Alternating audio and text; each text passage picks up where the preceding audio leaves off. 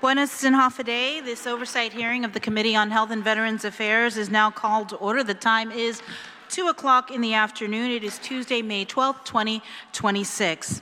For the record, official notice of today's hearing was provided to all stakeholders, senators and members of the media in compliance with Guam's open government law.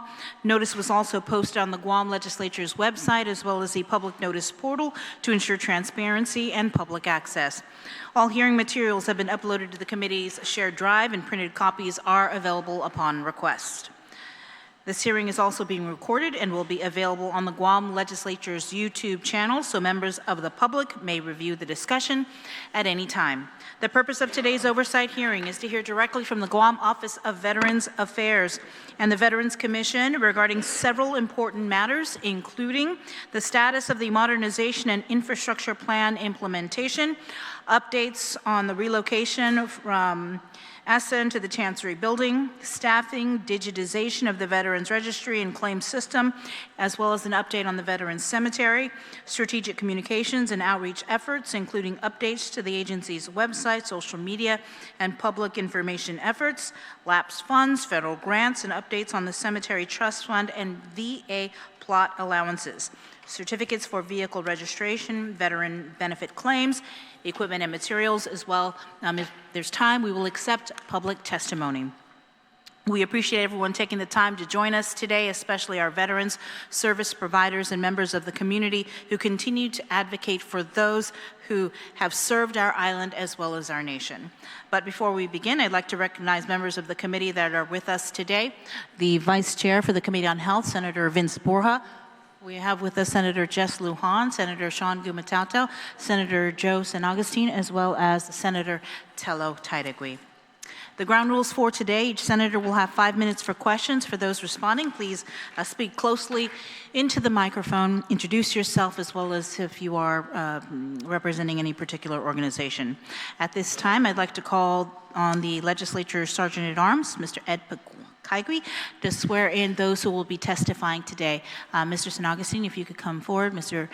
Meno, is there anybody else that will be speaking? Any members of the Veterans Commission? No? Okay. Please raise your right hand. Under penalty of perjury, do you affirm that any and all information you provide today, whether it be verbally, electronically, and in writing, be the truth, the whole truth, and nothing but the truth? Madam Chair, under oath, you may proceed. Thank you, Mr. Kaigui.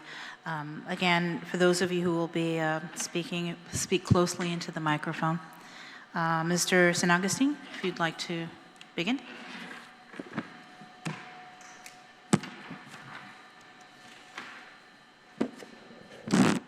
Day, Senator Salas, Matanane, and honorable senators of the Committee on Health and Veterans Affairs. Before I move forward, I would like to simply thank all those that are in attendance today, especially our veterans that are here in support of this testimony that I'm about to give today, but also just showing up to take notes of what's happening within their state office, the Guam Veterans Affairs, and also our Veterans Cemetery in PD and the cemetery in East Agana. Day, my name is Joe San Agustin, Director of the Guam Office of Veterans Affairs. With me today is Mr. Joseph Meno, Administrative Officer, Office of the Guam Veterans Affairs. I appear before you today to provide insights and updates on the operation and activities within the Guam Office of Veterans Affairs. Your email, Senator Salas Matanane, dated May 8, 2026, subject invitation to oversight hearing on Tuesday, May 12, 2026 at 2 p.m., requesting to provide insights on 4 specific areas that I will address accordingly. First, the modernization infrastructure, the relocation of to the former Chancery Building. Second is the integrated information system. Third is the strategic communications and outreach. And fourth, our finances. With regards to the modernization infrastructure, the relocation to the former Chancery, as you know, we've been pushing to move or relocate for the past 3 years. Apparently, it became solid that the final move would be to the Chancery, the old Chancery up in Aganya Heights. However, due to the recent typhoons, Sinlaku, I have been informed that the Chancery had received minor damages, and this was coming from the Chief of Staff. Before we proceed in moving into the Chancery, the Chief of Staff and myself would like to do a final walkthrough to ensure the extent of that damage that has been reported to him before we make any move. For now, my plan is to continue and be prepared to move in possibly this month. If the information I got is a minor damage, I don't think it's anything that will hamper our move, but of course, that's incumbent on the decision of the Chief of Staff and the Governor and Lieutenant Governor. With regards to staffing, Public Law 37-101 and 102, the hiring of six Veteran Service representatives, 6 cemetery workers, and 2 customer service representatives. To date, 3 of the 6 Veterans Service reps are on board, and a supplemental listing for additional VSRs has been requested and is pending DOA recruitment. From this listing, GOVA expects to hire the additional 3 VSR to fulfill Public Law 37-101. The two additional VSRs will be hired from this listing to fulfill vacant position under the current funding that we have, and those are the VSRs that have retired from the state office. With regards to the cemetery workers, of the 6 cemetery workers, 1 is on board and 5 is pending. Recruitment for the cemetery worker is at a continuous announcement at the Department of Administration. Regarding the customer service rep, today, of the 2 customer service rep that we are entitled to hire, 1 is on board. A supplemental listing was requested to DOA. However, GOVA was informed that the existing listing for the customer service rep has expired, and as per DOA, they have to put out another announcement for them to be able to do recruitment for the customer service reps. The digitization of the Veteran Registry and Claim System. The digitization of the registry is now fully functional on the website, as I attempted to do a quick check this morning. The website needs to be worked on to enable the system to recognize an address of which that registration can be received.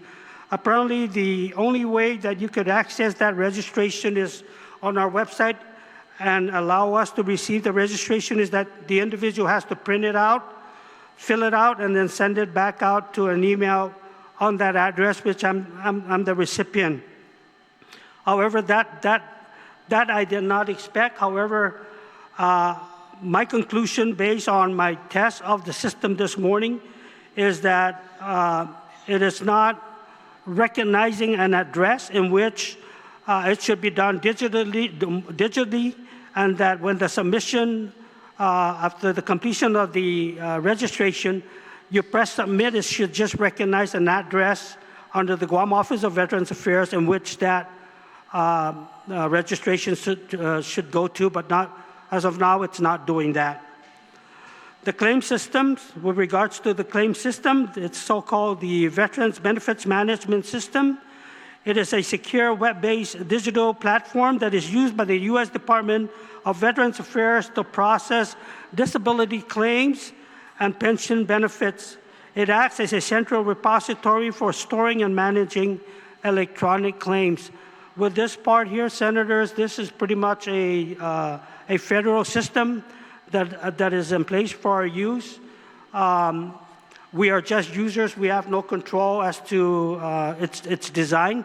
It's designed solely for the purpose of our service rep who have credentials to access the system to go in there and process disability claims for our veterans.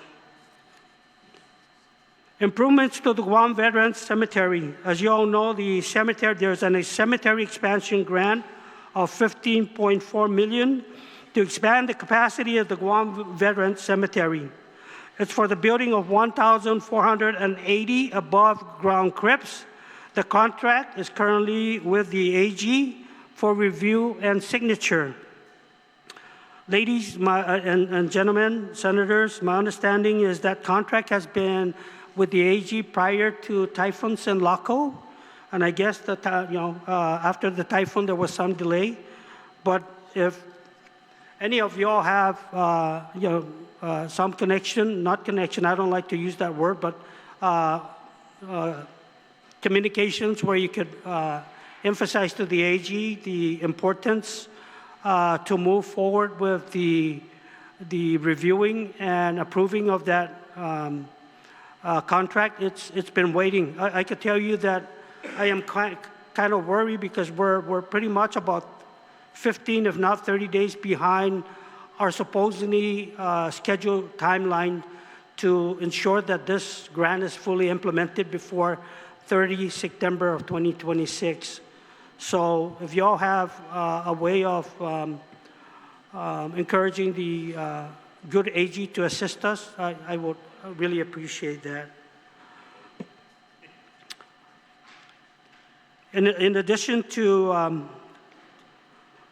the grant, we have just implemented an SOP for accountability of remains.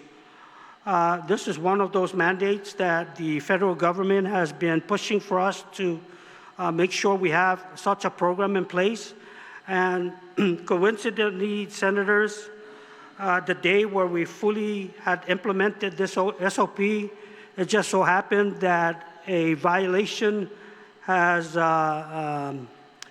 occurred, and it involved one of our funeral homes in which we are doing a letter of concern. Supposedly, when we partner up with these funeral homes, we expect them to ensure that we do our due diligence to make sure that the dignity and the burial and the way we honor these veterans are done accordingly. Supposedly, there was something that was very unethical that took place, and apparently that funeral home played a part of it. So we are working on a letter of concern to ensure that this does not happen. We also implemented an SOP to capture complaints. In the past, we dealt directly with the clients. This time around, the implementation of the complaint form is going through a channel where the complaint is either, the form is either filled out by the complainant, what their complaint is, or our cemetery worker or whoever interacted with that client to write down exactly what the concerns are, what took place, what brought it about, and then we're going to run it through someone within our office that will do the investigation as to the substance of the complaint, and then the final result will be me as far as the decision of what takes place. So this is one advantage that actually SOP that we've been wanting to implement for a long time, and I apologize because we have the habit of taking care of things on the spot. However, it doesn't give us a good data, an account of what the complaints are and what the common complaints are and numbers of complaints. And so by implementing this SOP, at least we have a system now that we can follow to ensure that we fulfill that issue that is brought up by our clients. The chapel, senators, of course, you all know, has been renovated. It's always ready for use, regardless of what religion the veteran is. It's always there. Of course, we do have the admin office also that has been renovated, and our maintenance office that has been renovated. It's almost more than a year. I will tell you that after that renovation, it's been doing a lot of good, not just standing there as a building looking good, but it's been utilized the best that it could be. The only shortfall we're having is we're trying to fully man the admin office down at the cemetery.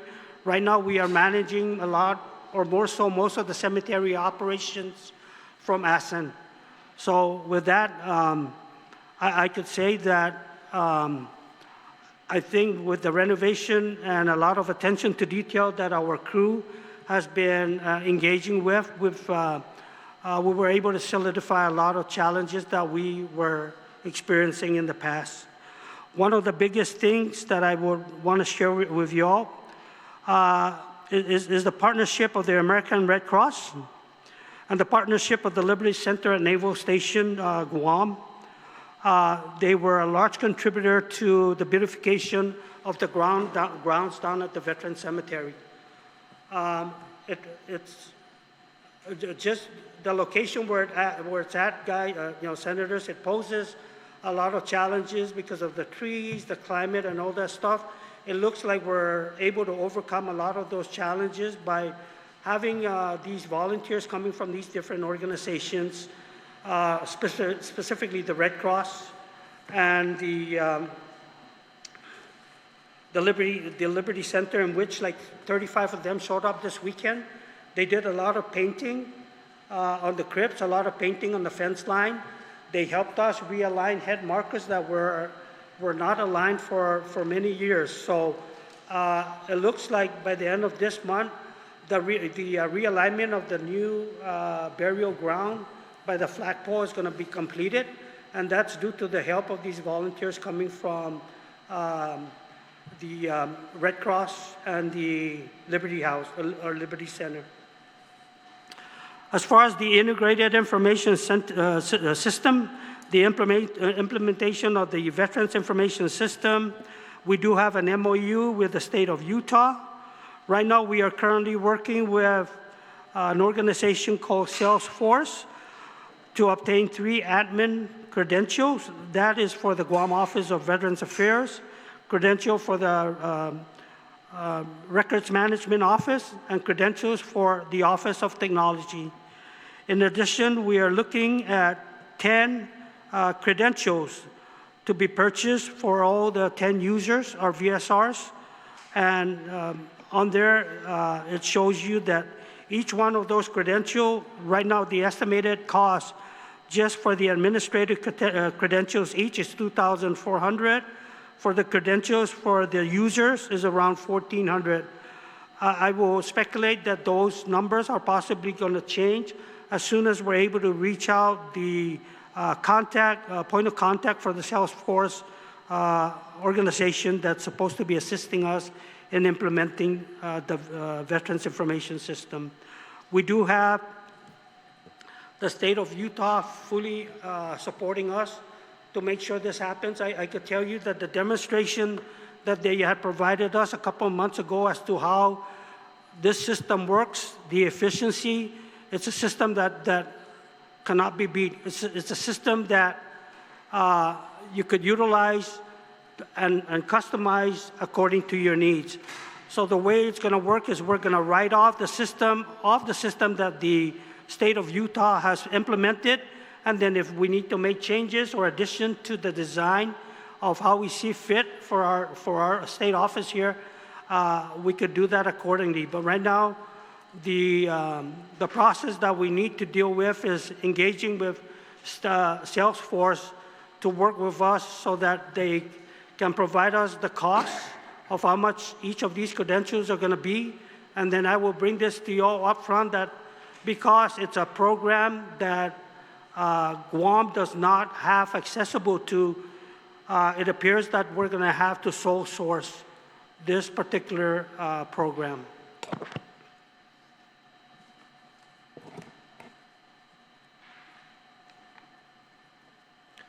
The establishment of the Interagency data framework, data sharing framework with the implementation of the VIMS, interagency data sharing will be more simplified, allowing interagency access to specific needed information. And I say this because we're talking about Revenue and Tax, Department of Motor Vehicle, and then we're talking about interagency, the Guam Behavioral Health. So what access do they have or what need do they have out of this program will be only pertaining to what they need to know. If it's something where they need to access to make sure that this person is in fact a veteran, so that the veteran does not have to come down to our office and get a certification that he's a veteran and he's applying for a driver's license or a license plate, that by all means, that applies. With regards to the Guam Behavioral Health, where this becomes important, is whenever a veteran is admitted at Guam Behavioral Health for mental or whatever medical need, limited access again to that organization who's trying to confirm that this individual is in fact a veteran. So the system does a lot. Just on the 10-minute presentation that was given to us, we're going to pursue to try to get it implemented the soonest. I would like to say a year, within this year. But senators, it all comes about how quick we can get the procurement, and a lot of it falls on our plate right now, where the first thing is that we need to get the cost of how much this particular credentials are really going to cost us, and then put it in for procurement. The GOVA website, it's something that we definitely do need to get to keep up. I will work to see if we could find someone within our workforce right now that is savvy, but this is not a system that any person could go in there and update and whatnot. It has to be an individual that has some good data background where they know how to enter and manipulate and move things around. It hasn't been updated for, I think, 2023 or quite some time now. But definitely in the past, it's been a collateral duty. The last one that was able to help us put it together and put that website, keep that website updated is Ms. Tanya Eubanks. And apparently she moved on to another job helping veterans here on Guam. But while it's a collateral duty, again, we're hoping that as we get more of our employees on board, that we'll be able to find someone that will have the skills to be able to go in there and manipulate, work with this system, and give us the updated data continuously on that website. With regards to strategic communications and outreach, social media presence, senators, I have no public information officer. The same with the public information campaigns, the same thing. However, what we do is prior to going out, doing things like Reef Across America, doing showcasing over at the Agana Shopping Center or at the mall, we put out in advance, at least 2 weeks, some notice of events that are taking place. And that's the best that we could do for now, utilizing the limited numbers of employees that we do have on board. However, I think that the solution behind many of this type of action is one dedicated person to be able to look at what our vision is and put out that information that could alert or make aware the community of what kind of programs that we have going on and activities that we're going to be engaging on any of the outreaches.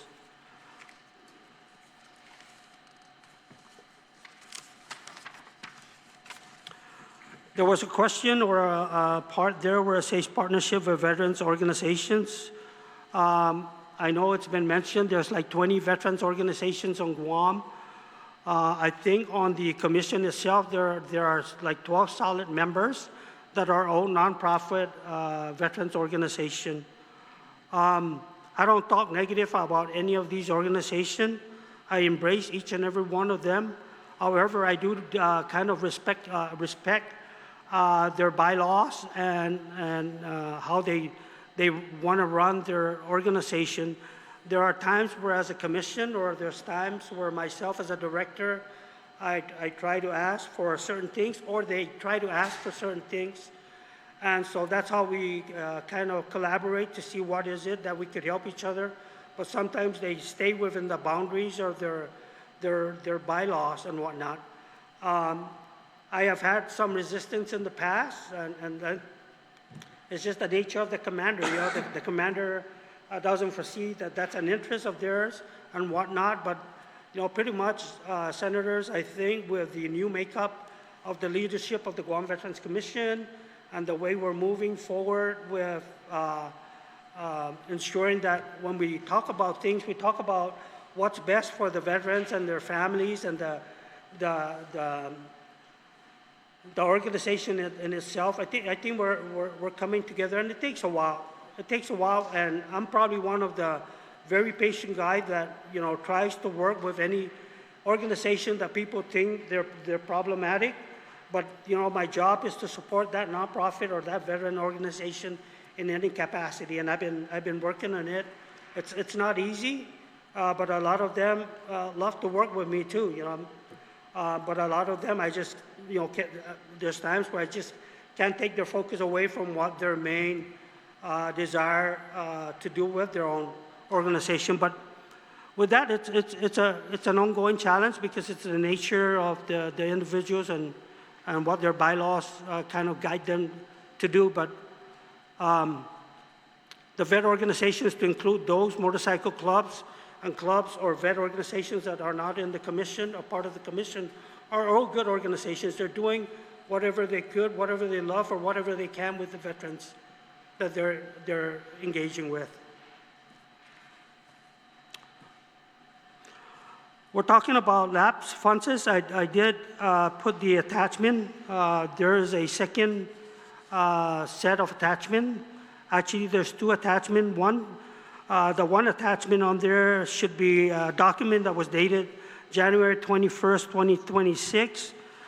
And that document was coming from me addressing the Honorable Senator with regards to why we are not able to utilize lapse funds. And we were hopeful ourselves that we were going to be able to get those lapse funds to do good things with. However, I'll make it very simple here.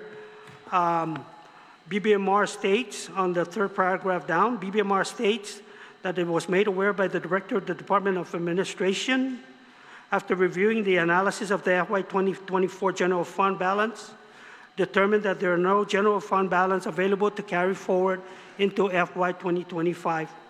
As a result, rollover from FY 24 general fund appropriation into 25 could not be effectuated. BBMR notes that the estimated general balance availability for the purposes such as continuing appropriation authorization was negative 13.98 million as of December 3rd, 2025. So basically, the funds are no longer available, and that letter I did submit to our Honorable Senator Salas Matanane back on January. With regards to federal grants, currently we do have 2 federal pre-application grants budgeted under the Veterans Cemetery Grants Program. The first one is the Veteran Cemetery Grant Opportunity in the amount of $15,467,472 for the expansion of the above crypt of 1,480 crypts at the Veteran Cemetery in PD, and that is the contract that I was just mentioning to you all earlier that is in the hands of the AG. The second one is a grant opportunity, also considered as an improvement grant in the amount of $3 million for the construction, which includes the erosion control measures, a perimeter wall, and a fencing to protect the historical cemetery in the East Agatna over by Autospot. And, you know, the application of this grant couldn't have come at a better time when Sanlaku came. I have never seen that cemetery in that state where debris, rocks, sand, dirt, whatever, you name it, it's up on that cemetery. The only thing good I saw there was it did not cause any damage to the head markers. However, because we do not have a wall, we do not have any system in place to protect the erosion or the water from coming in and bringing those debris in, it couldn't be a more perfect time that $3 million was made available for us to apply for. However, I need to say this, that because of the delay of the one grant that we do have existing awaiting the AG's signature, I intend to get with the governor and lieutenant governor and decline the grant for the East Agana for now and requalify for the month of July into November of 2026. The reason for that, I cannot put this grant in jeopardy. It was offered up to us because there was remaining funds for FY 2026. However, I cannot move forward knowing that with the amount of time it's going to take for us to put together the plan, go out and get a consultant, it's going to take another 3 to 6 months. We're not going to meet the deadline. And I'm saying this openly. The opportunity will be there again for us to reapply July and then be considered October or November. Therefore, it gives us more time. Right now, I'm being upfront that just based on the one grant that I'm waiting for the Veteran Cemetery in PD, this ain't gonna meet the cut. And I'll tell you what, I kind of ticked off the grantor who proposed this grant to me because apparently the timeline between his timeline and I were that close, but I went after it and told him I definitely need this grant. And he was hinting me that we possibly might not meet the deadline. So whatever it might be, I did my part because I definitely need the grant. But because we're not able to meet the deadline, I got to be out front too that we're not going to meet the deadline, and please consider us for the next round. The special funds, the Cemetery Trust Fund and Plot Allowance. As of October 1st, 2025, VA provides a plot allowance or interment allowance of up to $1,002 if a veteran is not buried in a national cemetery. Our cemetery is a state cemetery, not a national cemetery. The current balance in this trust fund is $26,050.85. The next item.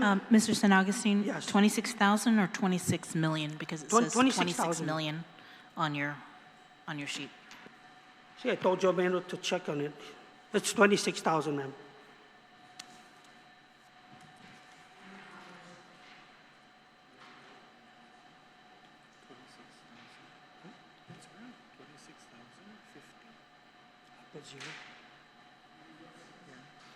It's 26,000. $26,050.85.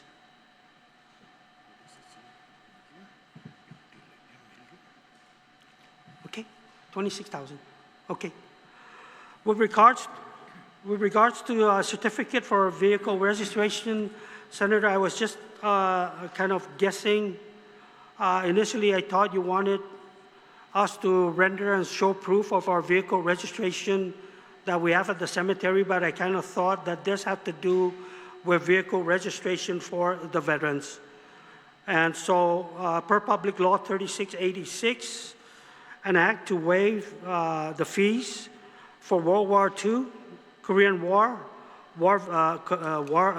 Korean War and Vietnam War veterans for their spouses and legal guardians. Those are already being administered. We're complying with this law. So right now, what I see so far is several of our veterans have taken advantage to waive their fees for vehicle registration. For the Vietnam veterans who are awaiting their license plate, I just sent an email to Mike San Augustine over at DMV to inquire what's the status of the license plate for the Vietnam veterans. As far as the benefits claims, the Veterans Benefits Management System, again, it's mentioned here, it's a secure web-based digital platform that is used by the U.S. Department of Veterans Affairs to process disability claims and pensions and benefits It acts as a central repository for storing and managing electronic claims. I added on there that at this point we have 2 VSRs that are processing 2 to 3 claims per day and at least 60 claims per month. We do have 2 VSRs that are processing benefits, delivery, and discharge BDD claims for service members to file for VA disability compensations 180 to 90 days out before separation at least 40 to 60 vets per month. Mr. Menu can elaborate on some of this, but we have engaged with the Navy Family Center at Naval Station, and we have a routine schedule of those service members that are about to be discharged 80, 90 days out. We do send 1 to 2 of our service reps down there to give them and assist them in the process. We have 1 VSR who's providing DIC claims at least 20 per month. With regards to equipment and material, I do have another attachment on there dated 1 May. That's an updated listing of the equipment assets that we do have down at the cemetery. That does not account for the numbers of buckets of paints, paintbrush, those that are expendables. However, I did note on there that one of the most high demand material is high quality paint. High quality paint, because what I'm using right now to paint the crypts so that we do not continue to redo things over and over. It's a deck paint that is mildew resistant. It is black or gray in color depending on the location of the crypts that are being painted, and I have proven that it is a good quality paint because the sidewalk that I painted on the entrance of that cemetery in 2017 is still the same paint. All they had to do was water blast. So what we're doing now, because of the environment and the location of where the cemetery is at, Senators, every time we water blast, it takes only 3 to 6 months, depending on the weather. When it rains, and you could see the mildew crawling down on the sides of the crypts, and then all these crawling vines that are coming out of the woods, just crawling down into, using that energy that's on there, feeding off it and just growing like crazy. Right now, I feel like we're having a good control of the out of control menace vines that are growing down there, plus the aggressive maintenance efforts that are taking place by our maintenance crew at the cemetery. So we do intend to purchase another backhoe. We do have 1 backhoe right now. We do intend to purchase another backhoe. We do intend, as soon as we could find out the real nomenclature or where we could find the mini dump truck that Guam Memorial Park has. They have one, it's antique. It's a mini dump truck where you back it up into the burial site, you dig the dirt, place it in the truck, and remove it away from the burial site. Right now, the practice we have, because we don't have such equipment, is we dig the dirt, place it in the within the burial site, and cover it with something that, is not even professional. So this mini dump truck, I'm just guessing it's probably about 50, 60,000, if not probably a little bit more. The backhoe is running probably close to 100,000 between that, 75 or 100,000. So those are things that we're going to look at our funding and see if we can make that happen. With regards to 101 and 102, I cannot utilize any of that to purchase any of this until we fulfill the hiring of the personnel. So with that, Senators, I hope I was able to provide this testimony as clear as I could, where Mr. Meno and I are prepared for any questions you all have. Thank you for that. Thank you, Mr. San Augustine. I do have quite a few questions, but like everybody else, I'm on a time limit, and I want to be fair to everybody. First, I want to talk about the relocation to the Chancery Building. I actually stopped by the Chancery Building yesterday. We do have video. I wasn't able to go inside, but just so the people that are watching at home, and for those of my colleagues that are here, this is what we saw yesterday. We came up through the back. We walked up the stairs, and again, we could only go through the parking lot. What I did notice from the last time that we were there, was they've cleared a lot of the property. There to the right, you could see there is some painting on in the parking lot for disabled parking. So if you could just kind of tell me, and we could just let the video roll, it's very quick and very short. You mentioned that there was damage and minor damage, and that a walkthrough is pending. When exactly is this walkthrough going to take place, and what kind of minor damage are you referring to? So I wasn't made aware what the minor damage was, and it just so happened that yesterday when I went down to Adelup, that the walkthrough was planned for today, and I said no, planned for today at 2 o'clock. So we're rescheduling that walkthrough with the chief of staff. And so I predict that the minor damage will be something to do with the inside of the building. Not sure if you went to the back. Not sure, but right now No, it wasn't open. There was nobody there. Yeah. So I will predict that minor damage, if the wind and rain of that typhoon that went through, is possibly some water damage inside. If it's minor, it'll be water damage. But everything that you see there, whatever you do, go around, I could tell you that it only takes 1 or 2 days for me to be able to bring DOC to clean that place. And that's how quick things grow, right? Because of the tropical environment that we're in. It grows quick. I wish it grows that quick up in Swamp Road in my farm. But apparently, because it's not being taken care of in a monthly basis or daily basis, that's the end result. But if the tenants, such as us, move in there, there's continuous presence of personnel, there's continuous presence to go ahead and clean the place, get it done. So what you can see there, even if we move in or prior of us move, and it should be more likely prior of us moving in, that I should be able to bring the OC up there. One day, they'll clean that up.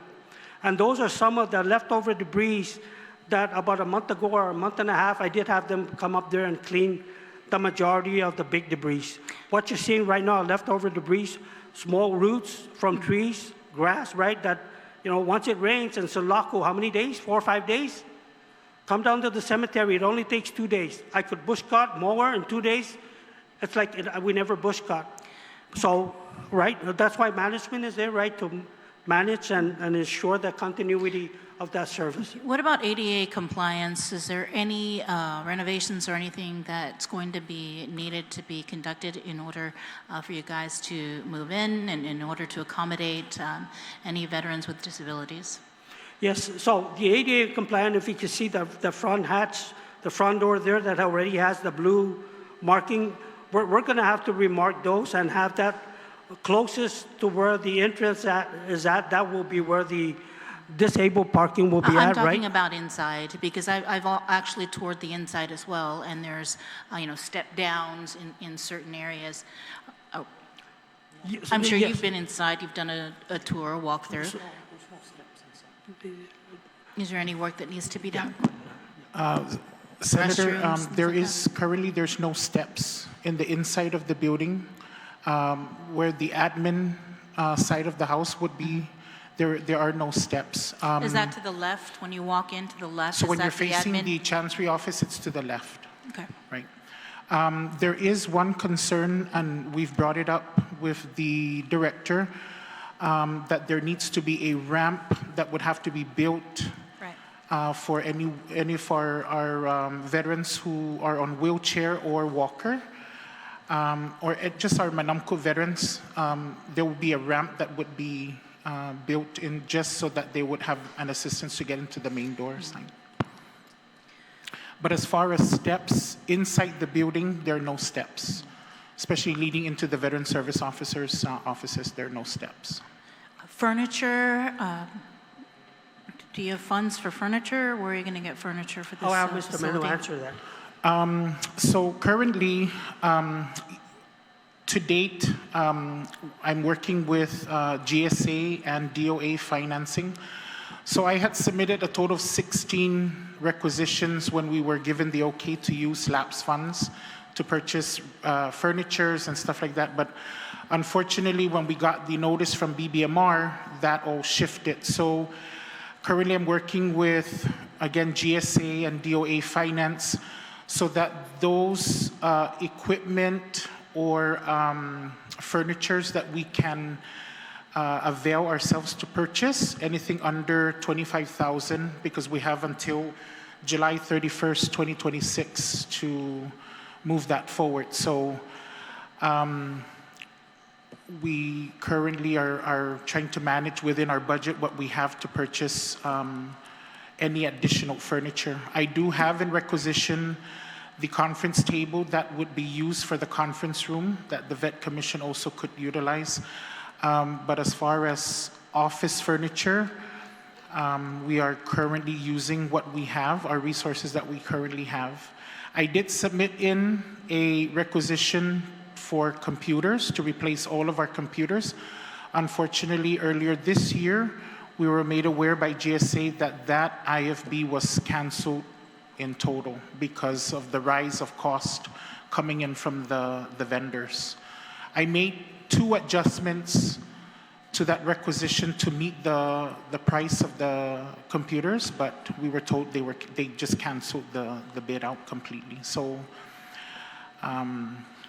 we are on a challenge on that so every day I'm praying to the gods and everybody in between that our computers don't crash.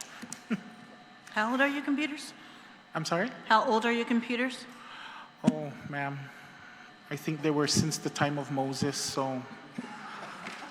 They will not meet modernization requirements, which is what we're trying to change.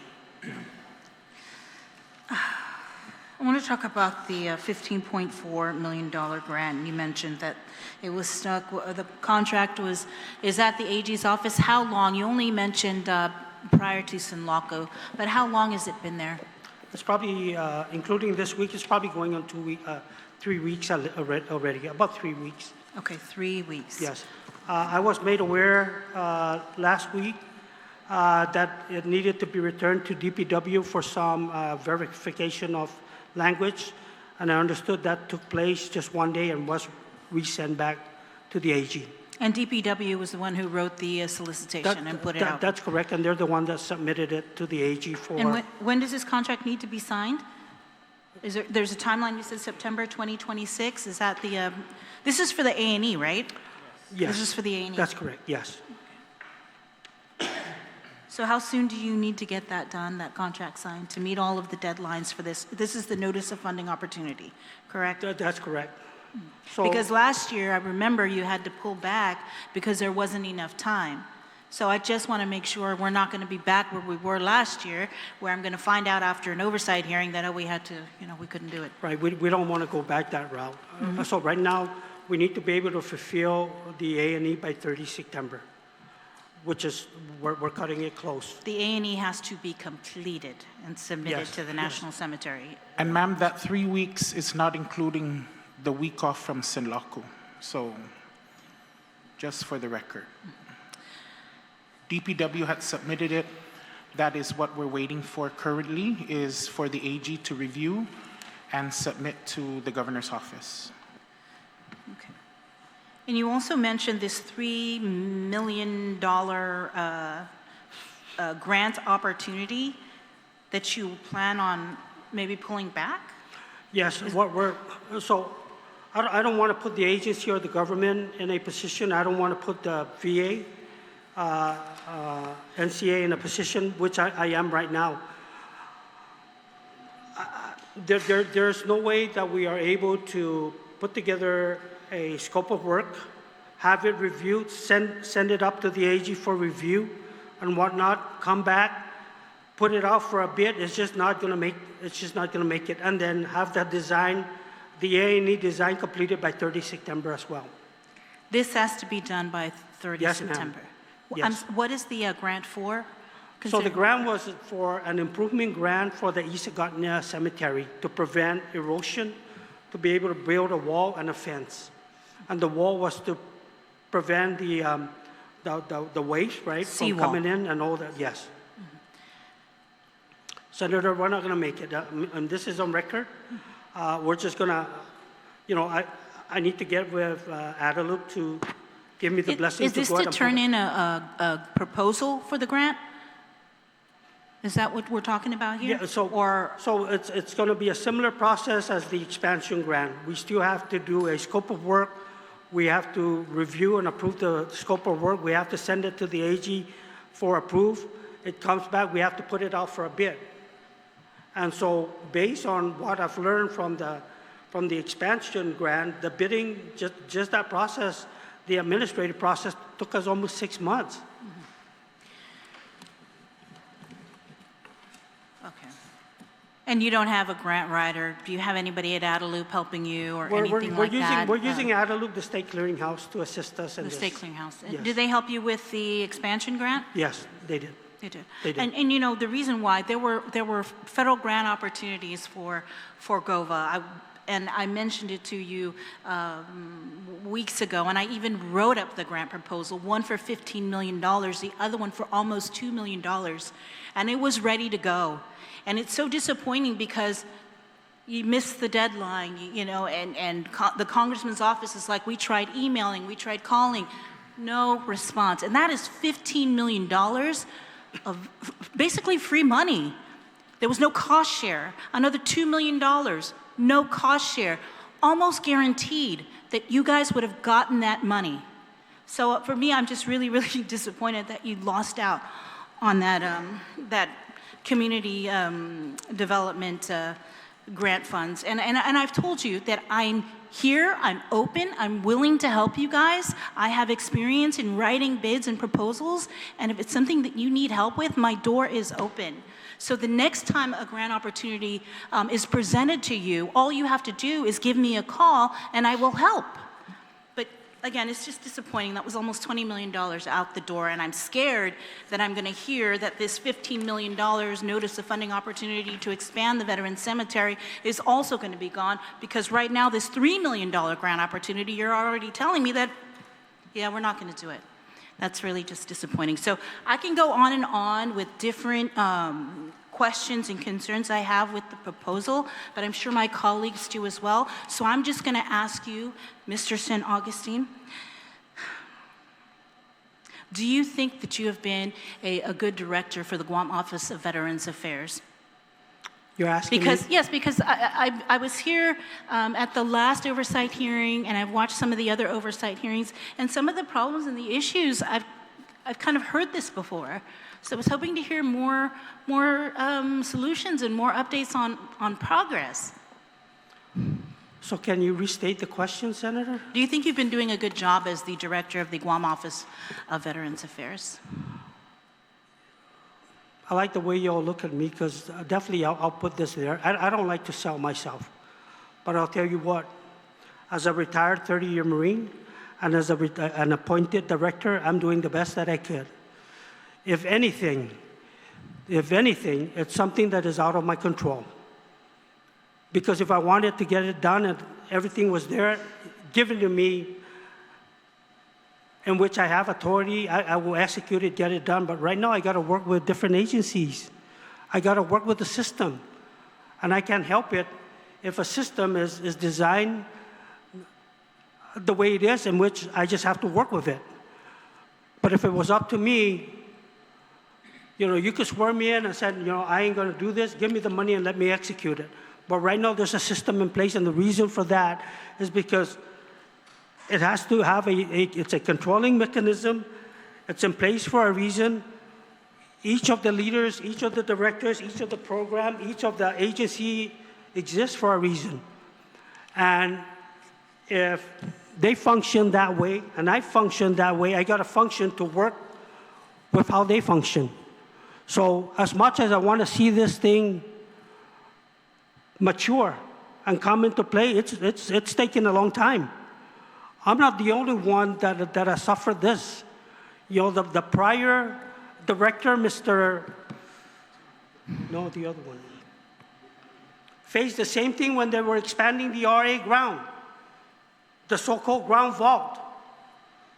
Because this is not one easy thing. It's not an easy project. So if you're asking me, I'm not going to sell myself and say, yeah, I'm the best. I'm not. It's not me. Ask them. It's not me, but I'll do my job. Well, I can tell you this, Mr. San Augustine, that I'm here to help you as well as my colleagues. And for me, it was just disappointing that I took time to write a grant proposal for $15 million only to be told, oh, no, don't need it. We don't need it. We're just going to stick with the notice of funding opportunity for the other $15 million, when you could have just submitted it and see how it went. And the same thing with the other $2 million grant proposal that I wrote up for you. And it was like you missed the deadline. And despite the fact that the congressman's office kept calling and calling, emailing and emailing you guys, to the point where they were like, Senator, we haven't heard from the GOVA director. And even I tried calling. So I would like, I would just like to see where the grantor is at that already had granted me that 15.6 mil, right? How he will judge me to say, well, I'm overriding what you had offered me, and we're going to take this new offer and try to run with it. Because it had to do with the expansion of the vet cemetery, correct? Right, both had to deal with the expansion of the vet cemetery, but I'm saying that there's nothing wrong with submitting a proposal for another grant opportunity simultaneously with the one that you've been working on for I don't even know how many years now, and you've had to pull it back year after year, and we're only banking on the fact that, yeah, we think we're going to be able to do it this year. Do you understand what I'm saying? You have a $15 million proposal that is written up, ready to go. All you have to do is email and submit it while you're waiting for the other one, for your A&E and all of this other stuff. I don't see what's wrong with putting in another proposal under another federal agency. But that's fine if you don't understand. Yeah, So, I kind of don't. I'll be upfront.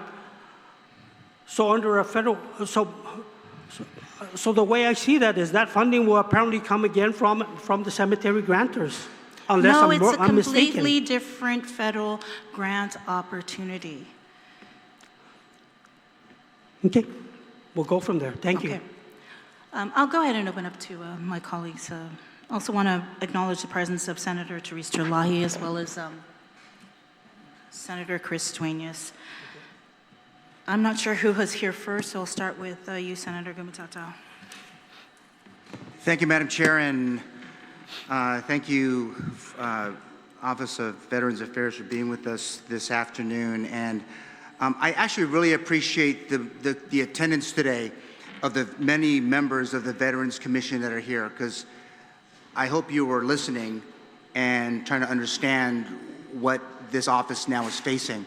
Let me start with my first question, and I'm Madam Chair, and to the rest of the Veterans Commission, when we see letters about these lapses and the like, it's become absolutely frustrating to hear it across not only the public safety agencies, the emergency management agencies, the National Guard, but now the Veterans Affairs. So I just want to just share with you, while I appreciate your letter to the committee about BBMR's pushback on lapses, let me just tell for the people of Guam, according to the CRER, 618,353 of GOVA's FY 2025 appropriation of $1.2 million was unexpended as of September 30, 2025. $921,706 of its $1,246,433 appropriation in FY 2026 was available as of March 31st, 2026. Money in the account to be able to address the needs of the Office of Veterans Affairs. Joe, I feel for you when you do all of the work to be able, knowing that you have that money, I would encourage the members of the Veterans Commission to make a phone call in the next hours to BBMR and ask them, where did that money go? What other entities were these monies transferred so that it did not make it to support the Office of Veterans Affairs? Disappointing to hear in the budget hearings about the cancellation of computer bids. So by the way, that did not just affect this agency, it affected all of the government of Guam agencies. I can tell you, GPD was impacted significantly by this particular news that we all heard over the last few weeks. But let me just kind of stick to the finances. So the OPA in their 2410 OPA report found that you all were non-compliant with the citizen-centric report requirements for FY 2021 and FY 2022, which kind of has been historically non-compliant since FY 2011. These citizen-centric reports are the most basic of transparency tools that are afforded to our agencies to help the public understand how taxpayer dollars are being spent. Has the Guam Office of Veterans Affairs submitted its compliant CCRs for FY 2023, FY 2024, and FY 2025? Senator, we haven't. We haven't been complying. So you haven't even done the 3, 4, 5, 2023, 24, 25? Check. Okay, I'm hoping that the Veterans Commission heard that loud and clear. Again, it's a basic tool to help everyone understand how taxpaying dollars are spent. There's some great tools to be able to use it. I was able to help the Judiciary of Guam and theirs to be compliant, and it's a really basic tool for us to be able to see how that money is being spent. I also want to talk about the Chancery Building, and thank you, Madam Chair, for the video. I know that the Office of the Governor's kind of spearheaded the procurement, but if you can, Director, did you all get feedback, or the Office of the Governor get any feedback from some of these guys in the room and ladies who were involved in determining that access to that building? Did you guys ever inquire with veterans if that was a good thing? So there was a pause with regards to the move to the Chancery simply because of that. There was a concern that was brought up by several veterans that the place is not suitable for a veterans office. However, a month ago, when it was brought up in the discussion that there were veterans that were displeased of the intended relocation of the state office to the Chancery, the commission went into discussion and decided to take a vote. And the commission, as a body who now looks over the state office, has decided that in the best interest of GOVA, that we move up to the Chancery. And that's on record on their minutes. Okay, that's fair. But you know, if that was their direction, the all clear was given after Sinlaku around April 16th. We were all back to work on April 17th. It's been 25 days, and you have not visited the building that you were directed that you were supposed to move the entirety of our OVA to? Yes, it's working with people, working with the system. In this case, you know, the chief of staff who was directly overseeing me with the move. Hold on a second. He is not the director of Veterans Affairs. I'm asking you, it's been 25 days. You have not visited that place? The place is always locked. The place is always locked, however, because I was already informed that there was minor damage. You know, besides that the chief of staff had to make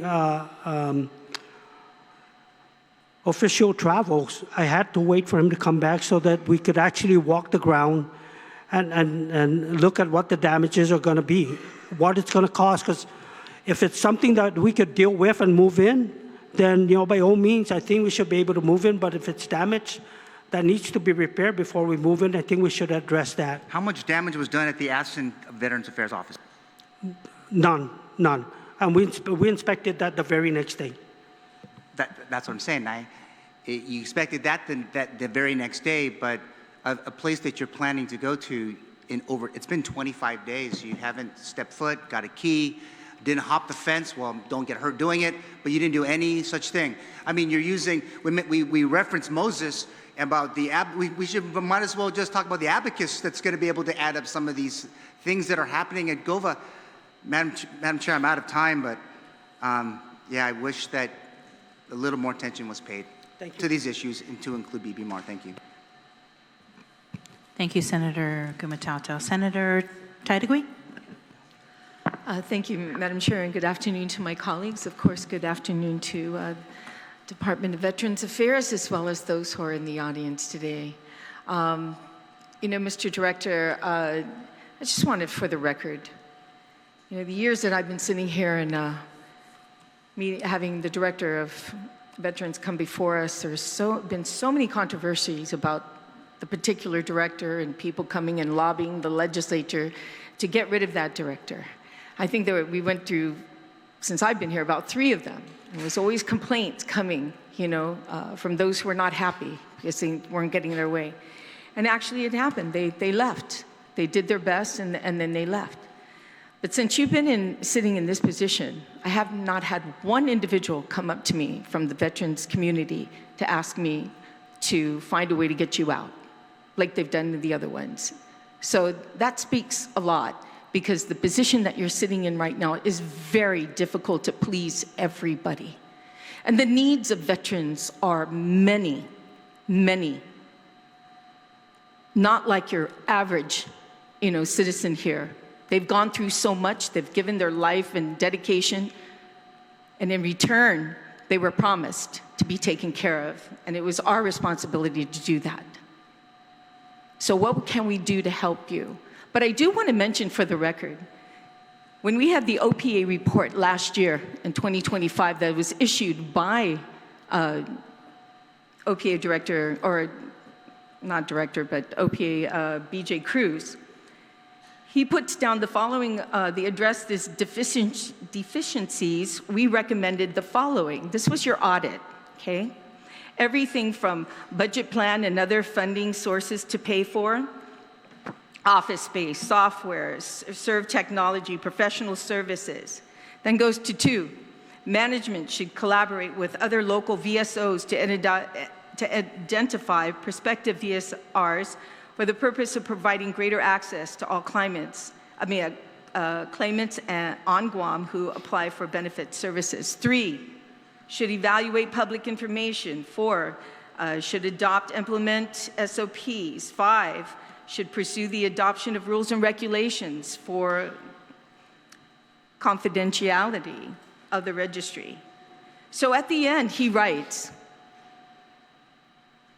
the Office of Veterans Affairs Director concurred with recommendations and provided a proposed corrective action plan. We commend GOVA for preparing the plan as it reflects GOV's commitment to addressing the issues identified in the audit report. So I want to thank you for creating those SOPs and correcting those issues. And like you said, it's very difficult when you're not getting funded. And then when you do get funded, there's another hurdle, and that is trying to get these individuals hired at DOA. You know, this is not an issue that you created yourself. It's so difficult to get these individuals hired. You're not the only agency, by the way. There are other agencies having a difficult time trying to get their hirees, getting all the documents in. Now, I don't know anything about this grant opportunity, but I know this has been going on for years, not just with you, with the last 3 individuals. And it's not as easy as it sounds.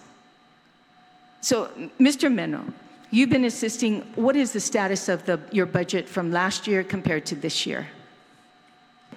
We received the current budget was the same as last year's budget.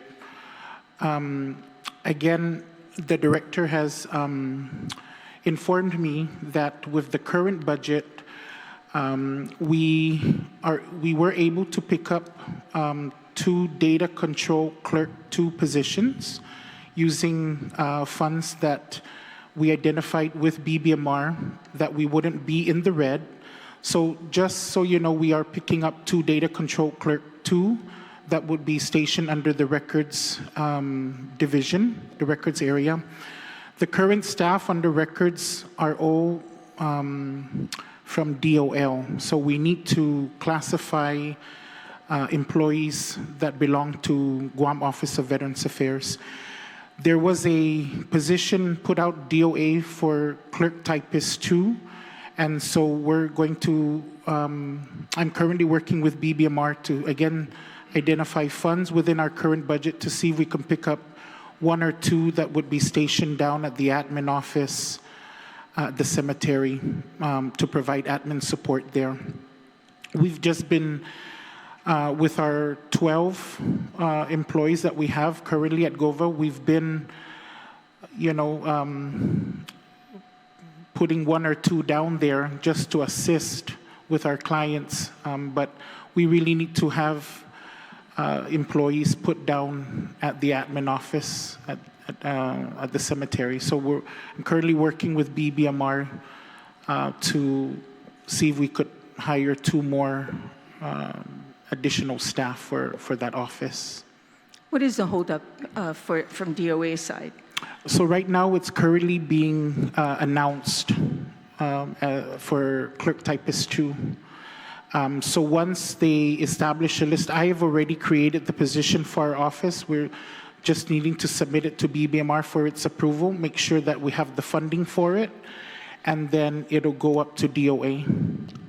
But right now it's being advertised that they're compiling a list of eligible applicants. I remember the Senator Snoggassy, as well as myself, we had a bill that put out to give some money to the Veterans Office to hire.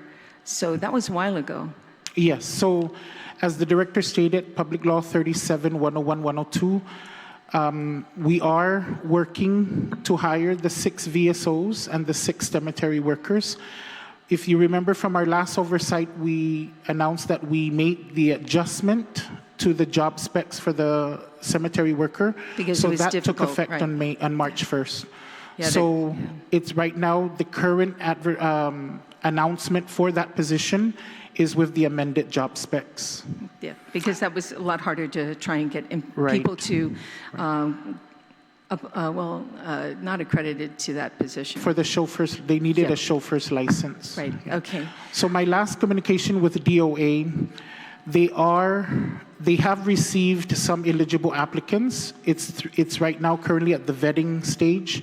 They're getting them rated, and then they would have to send their ratings to the applicants. And then there's a 10-day period for protest.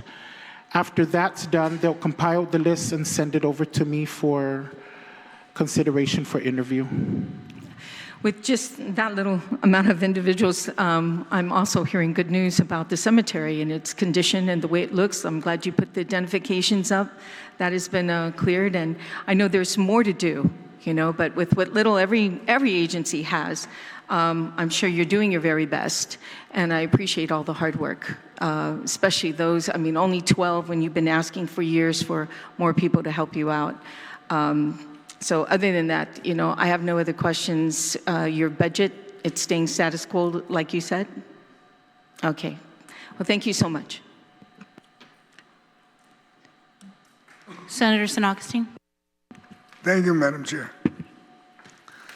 Director, Mr. Meno. I think, Mr. Meno, you and I have talked several times on the phone. It was all about the same issue, right? 3 issues. Cemetery workers, VSRs, and the bus. Friday list, where's the bus? So in regards to the bus, Senator, I was working with GSA. There was a bid that was put out for a bus. However, further increase into that bid, it was brought to my attention that that bus could not be modified for ADA compliant. So that was a done deal. We could not avail to that bid. However, there is a current bid. Joe, stop. When we addressed this with Senator Tydegwee's bill of what you needed, you identified what you needed, correct? Okay. You identified the funds. The law was passed. You got the funds. It also identified that the funds would be unto exhausted, correct? At any point, was there enough money or was there enough money? Yes or no? Hungan. Okay. Hungan. So how long ago was this? Joe, I'm looking at a timetable, Joe, because it's quite obvious that the director's already stated that he goes through all this process. I've been hearing so far from my other colleagues, you're checking BBMR and DOA if you have the money. You know what your budget is, right? When you do your budget, you identify where you're going to put your money, correct? Hungan. So you don't need to ask them, is there money? Can they release? Is there an issue with BBMR and DOA releasing money? So you can hire people, so you can buy equipment? I think that's the question that you should be asking, not, hey, kogwa sa lapi. Senator Titi, ano kwestiona no fafaisin ko guaha sa lapi, utungo na guaha sa lapi. Okay. So, i-kwestiona ho kung fafaisin ho, usang nganyaw, na utsetse ko sinya ko guaha bit ilelek ko, Senator? No, but earlier you said, is there funding? You mentioned funding. You mentioned it for two of my colleagues. Is there funding from BBMR? You mentioned that very clear. And I'm only concerned is that it's obvious that every time the director, even yourself, I know you're getting frustrated every now and then when you're wondering, I need to get this done because you know you're going to get an oversight. The director knows that.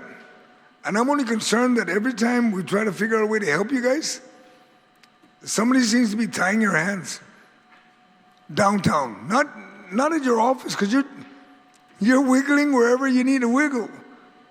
And I can see that with the director and yourself, because when we talk, you're like, I'm pushing. And you're almost caught with,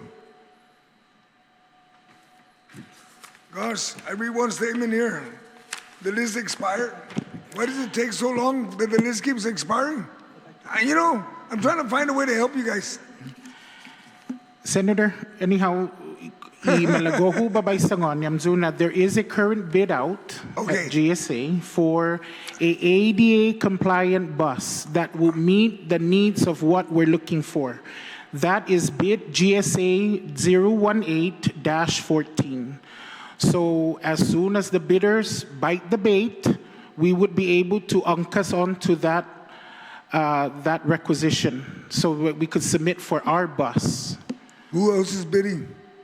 When you say Anchors, is there somebody else also bidding, or is it just you guys for that one bus? No, I believe this is a bid that was submitted by GRTA, possibly. I'm not sure of that, but it's on the GSA website that it's a bid out for looking for vendors for this specific bus, which is ADA compliant. So I went up to GSA and I was able to meet with our buyer, and we sat down and we went over line by line, and it would meet the ADA compliant regulation that we would need for our bus. How long ago was this? Last week. Last week, huh? Yes. And when was the bill that we gave you the funds? 2 years? Senator, I know. I just wanted to express that, okay? at suka una 4 years ago, utsotsogwi todo ni na sinyahu, Senator. I know. Basta, And that's why I'm going to keep asking it basta because Steve, Senator. I'm going to keep asking that, Joe, because many folks are asking, where's it at? So I'd rather ask you. Because it's obvious there's somebody holding you back or holding the process. And Senator, if that was true, that is not my control. Ito understand. sa nganyam zugi mapus na oversight hearing, guaha magasu, hutatitidzi magasu. Okay, so we'll leave it on the director then. Director, what would you recommend would be the appropriate course of action that can assist you to get things done that you need to get done? Autonomy? What? No. So clearly, it's the system. So why should I have to UNCAS if I needed a van? I needed a computer, I needed to wait to ONCAS or write on somebody else's IDIQ. That's where the problem of delay exists. So if the IDIQ is not there, I have to wait until such time that somebody has an IDIQ so that we could ONCAS on. Why can't it be just directly that we're allowed to purchase the 20 computers that we need, be allowed to purchase the van that we urgently need? And that's what I'm asking. Yeah, so it's not the funding. The funding is there. The SALAPI is there. It's the authority or the ability to identify that particular IDIQ that we could utilize to do overall government purchase. That's where the delay. It don't matter how good I look or how good I do my job if I don't have that IDIQ, and if I could have the $1 million and I cannot use it until I get the IDIQ, it's the system in place that we have to work with. So what would you recommend would be the fix? Well, put a law in place that allows each agency to be able to purchase their needs with their unique idea, but the thing is, it has to go out to bid. That's the control of the government mechanism. If everybody was just doing their own thing, then we're going to go corrupt. But there's a control mechanism, and the IDIQ is it. It's that particular piece that controls the funding or the purchase of each and every piece of equipment that comes into the government. If we could override that, I mean, that's on you all's authority, but just be prepared for some dirty stuff down the road.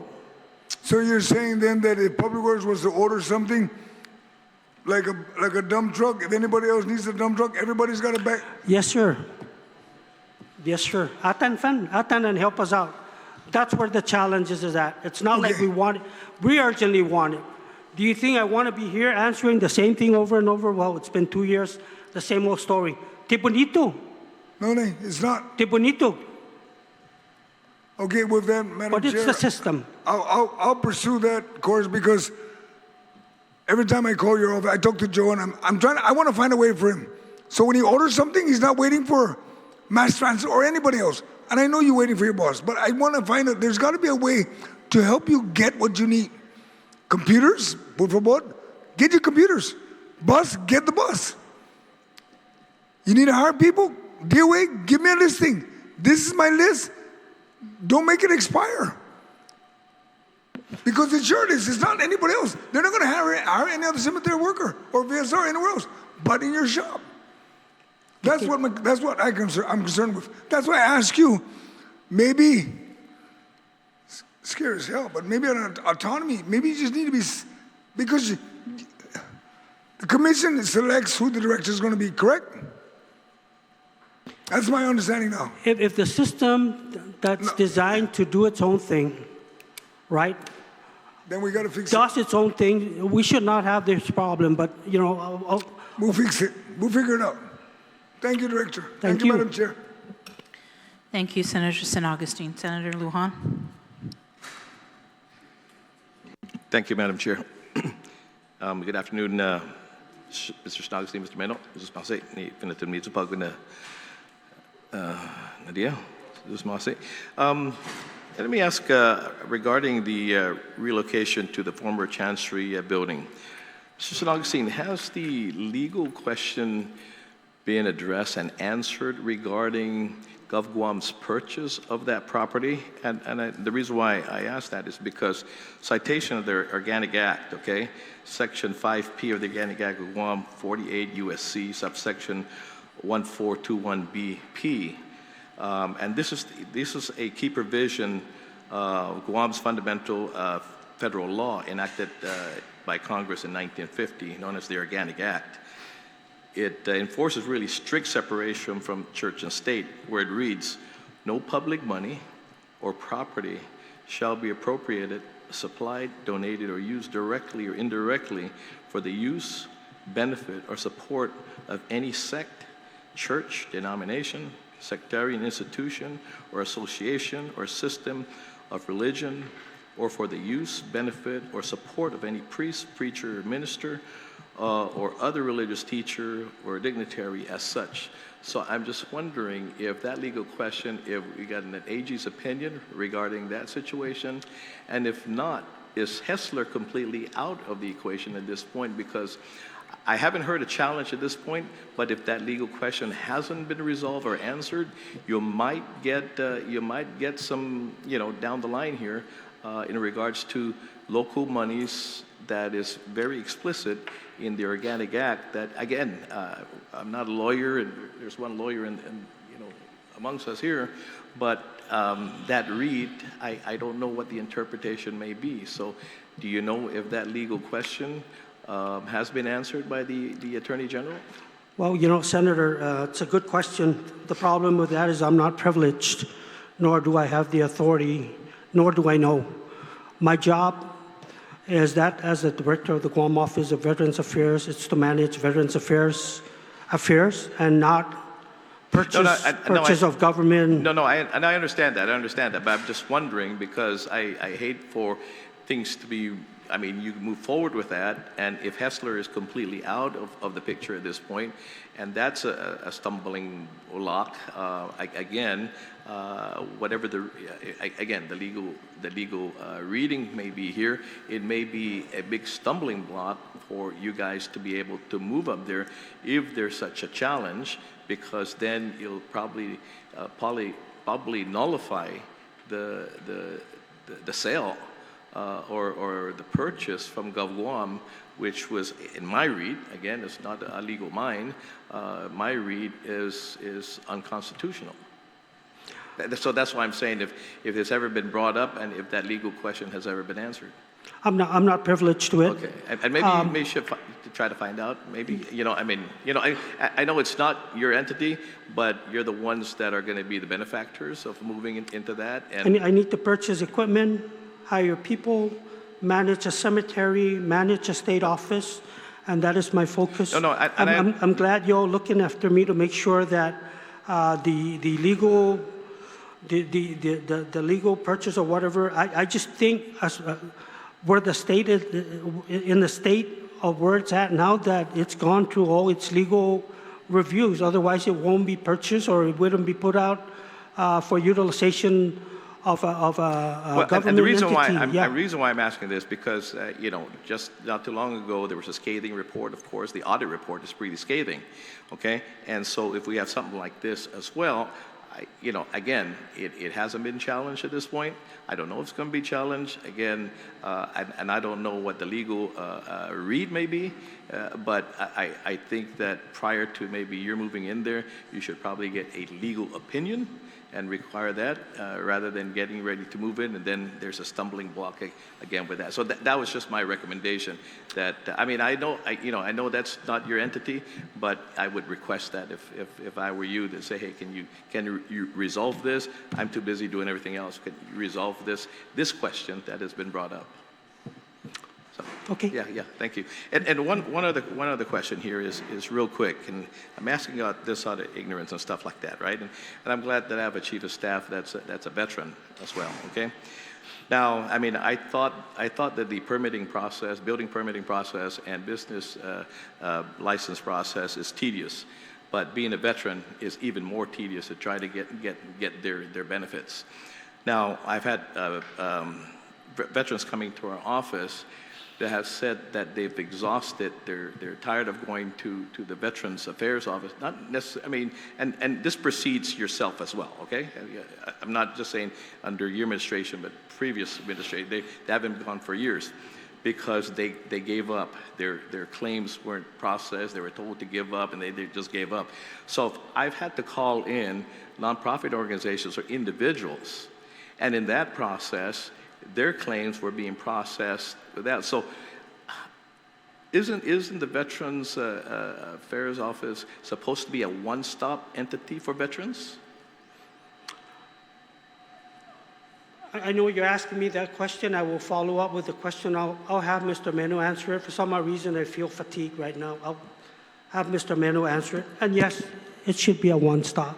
And I hope that the nonprofits that are helping or individuals that are helping veterans have the credentials to do so. Well, They're- apparently they're getting, they're- I mean, their claims are being processed. So, you know, I don't like to use the word bureaucracy, but we're not the ones that determine the percentage that the individual veteran receives. All we do is we gather all the documents, all the pertinent documents and information that is needed. We process, we submit,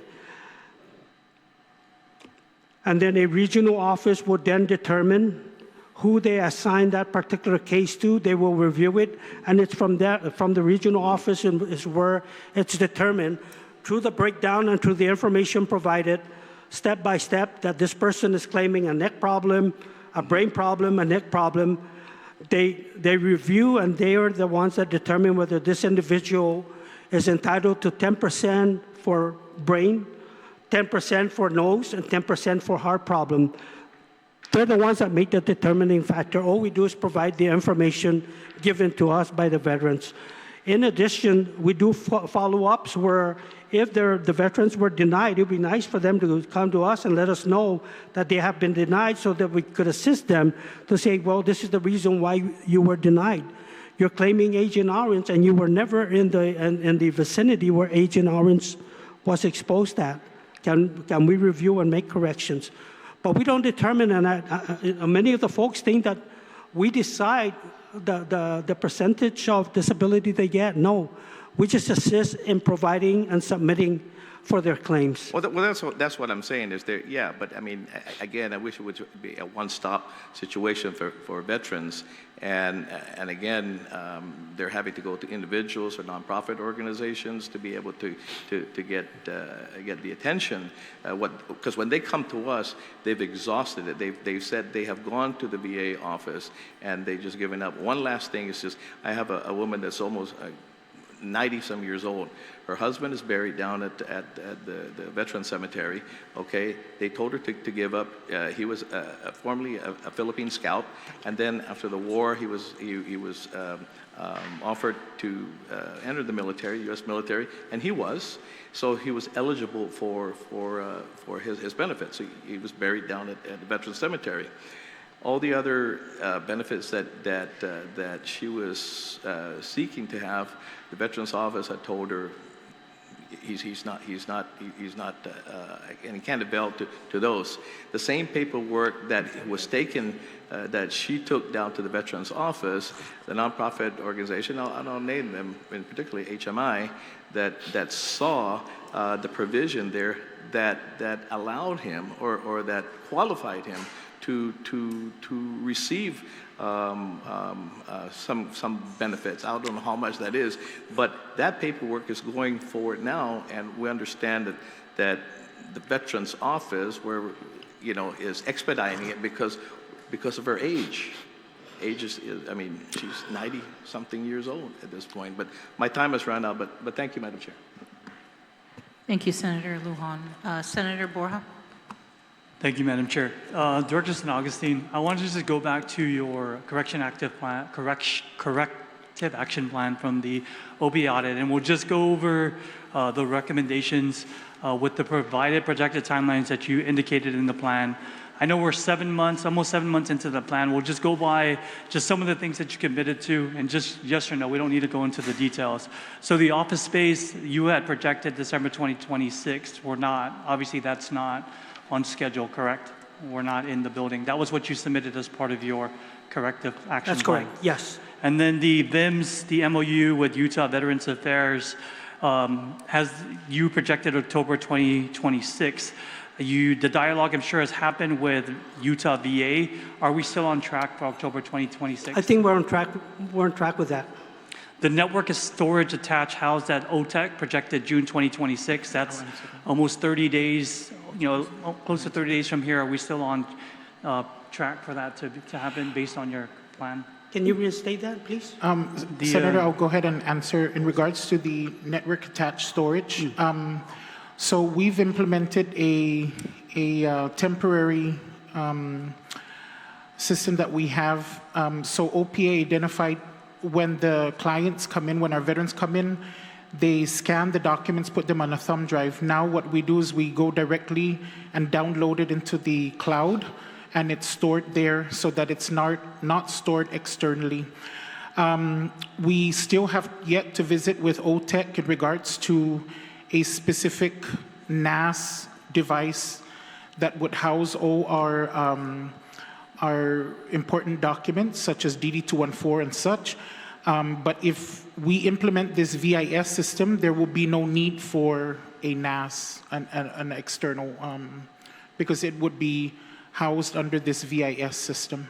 Okay, so it'd be safe to just follow up whether or not. So right now, June 2026, there's no finalization for that. No. What about the digitization and archival services for paper records? October That is still 2026. ongoing. One of the requisitions that I submitted was for 2 additional scanners that would assist with our digitizing. However, that was one of the items under the lapse funds from the previous year. So we're trying to shift that over to our current budget to purchase those scanners. So no vendor has been identified, and your answer is no, it won't be completed by October 2026, which is what was projected. I mean, it's ongoing, Senator, but we're using one scanner to digitize all the files. So no to October 2026? That was what was in your corrective action plan to the OPA in response to the OPA audit. Maybe, to be safe, Senator, maybe not. It might exceed. Okay. But it's in process. It's an ongoing. And then deploying VSRs to the mayor's offices for registry, outreach, and education in your action plan, December 2026. Have any VSRs been formally deployed to any mayor's offices for registry outreach? Yes, Senator. Okay. And we are currently working also with the minimal VSOs that we have. We've connected with Naval Base Guam. And so there is scheduled every month, 2 VSOs are scheduled to go down to the family readiness to meet our service members who are still active preparing for BDD. So that is, in fact, today was one of their outreaches at Naval Base Guam. Okay. Recommendation 4 in the action plan, SOPs for confidentiality, unauthorized disclosure, and annual security awareness training, June 2026. Again, at those SOPs been adopted, has the first round of security awareness training been delivered to the staff, yes or no? No. No.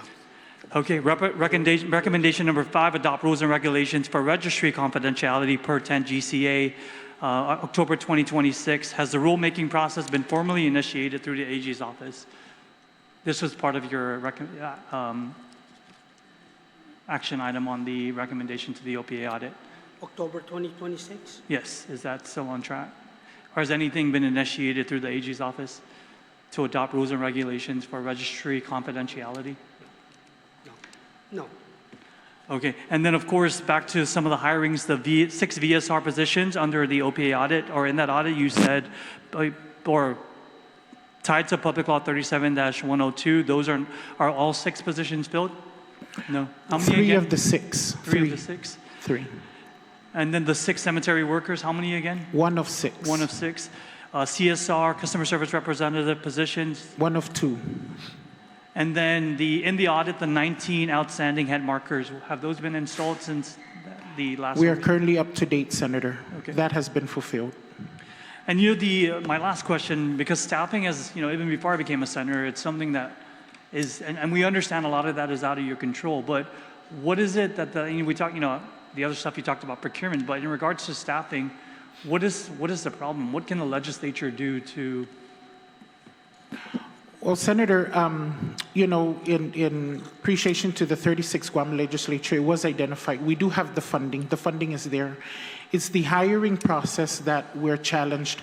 The sad reality is that our applicants that we have received for the Veteran Service Officer, great interview, but when it comes to the identification of the pay, they're discouraged and they turn it down. So I've had this discussion with the director that we do need to revisit the pay for our VSOs as well as the cemetery workers. We have been working very hard at trying to hire. In fact, I just got a notice from DOA that the second supplemental listing for our data control clerk is ready for pickup. So we can pick that up after today's hearing or tomorrow, and we can start calling for interviews. It is a process trying to get them on board, but at the end of the day, the sad reality that we face is the applicant saying that's the pay. And again, it's non-negotiable for the pay. There is no above step. They would have to, go with step one. So that is our challenge that we're facing, is that they question the pay of the position. And my final question, Director San Augustine, I know a lot of time, or at least since I've been in this seat, and all the oversight hearings that you've come in here, where there's always, there's just a lot of work to be done at the Office of Veterans Affairs with a lot of hurdles and obstacles. But I think as my final question in your report to the veterans of Guam, what are some of the wins, or what are the wins that you can say that your office has done over the last 6 months to support our veterans?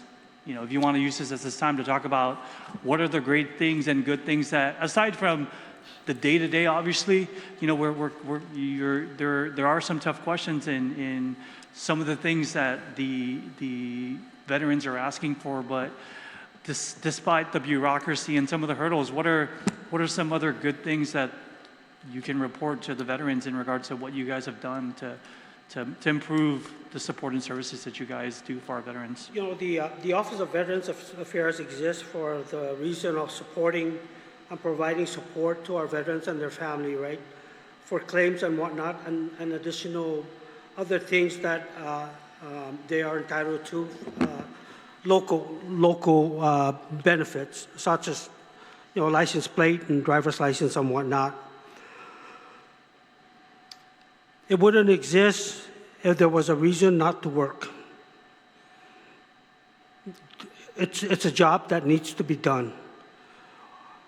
I have not encountered any type of job that's not easy, with the exception of sleeping. Sleeping is easy.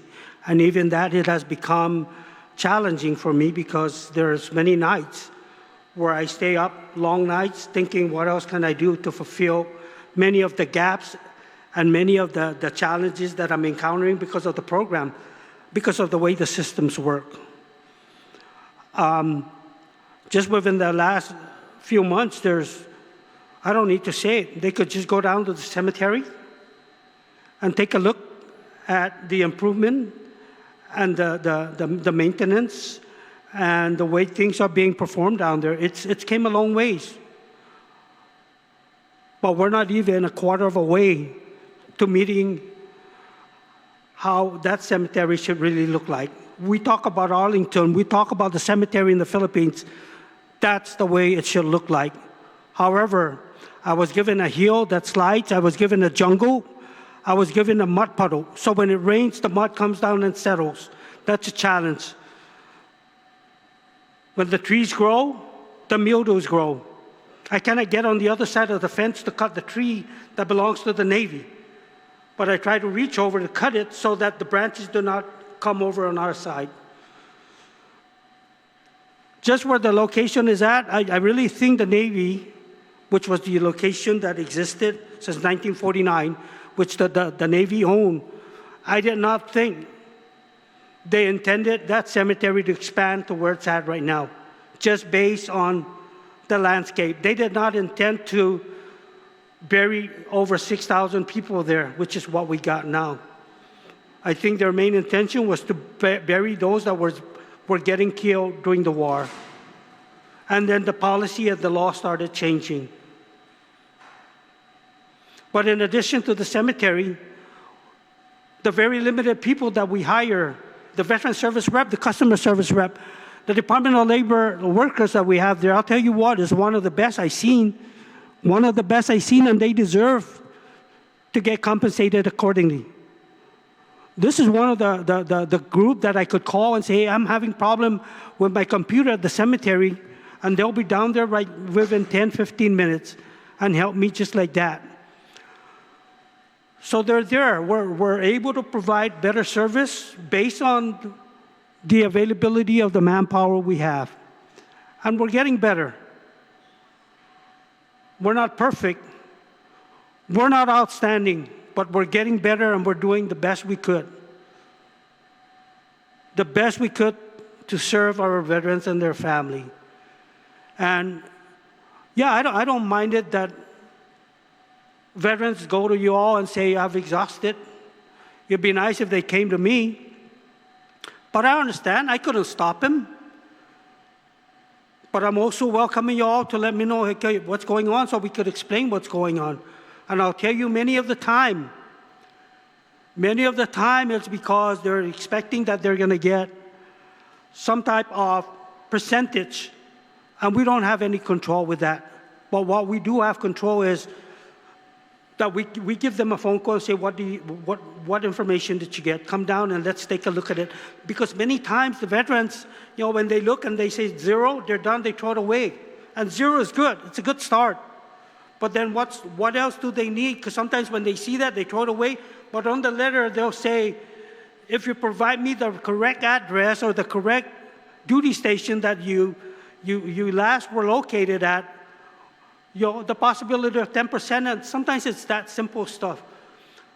But we're working with many folks that are challenged and frustrated because of the type of service that were given to them a long time ago, right?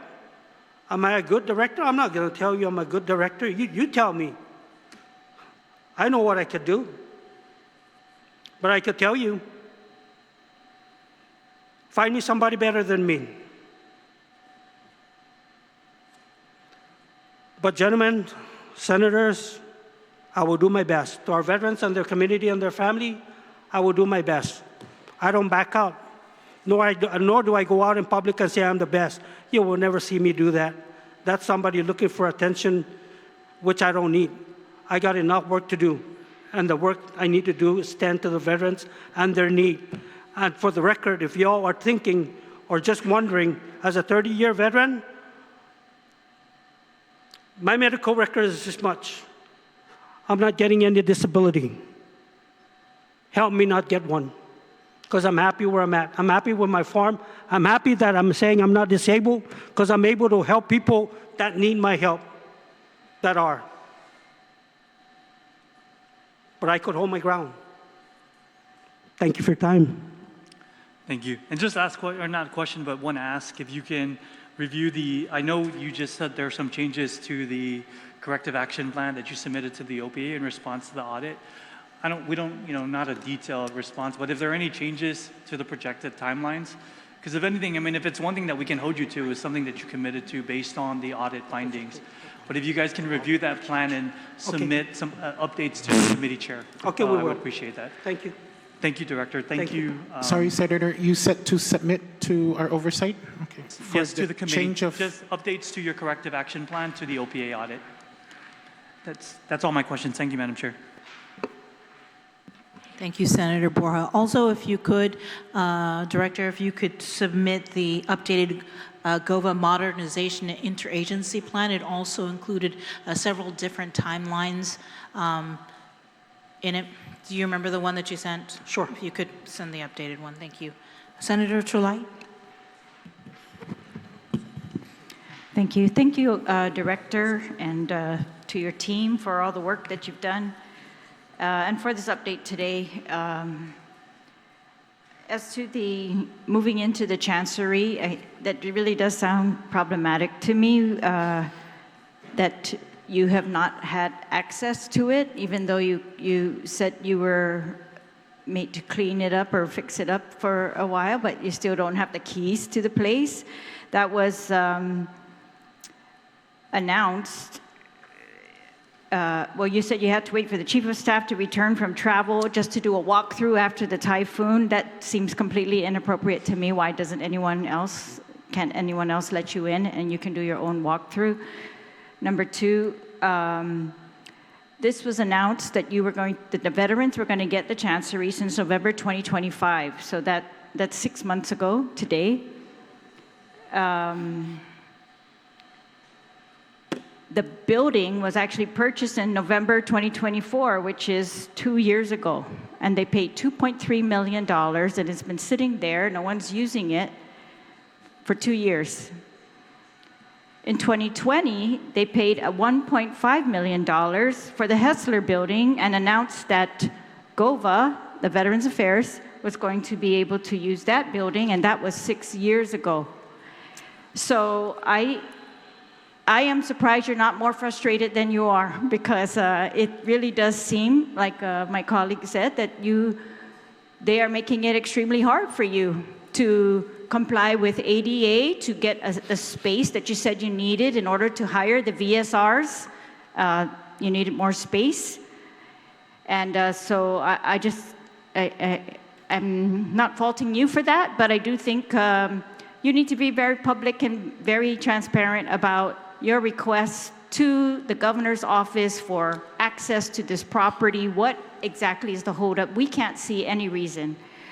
And I think if anyone's going to make the repairs, you have proven that you would be able to do that. The other one is the VSRs. So you say now that you have 3 out of 6.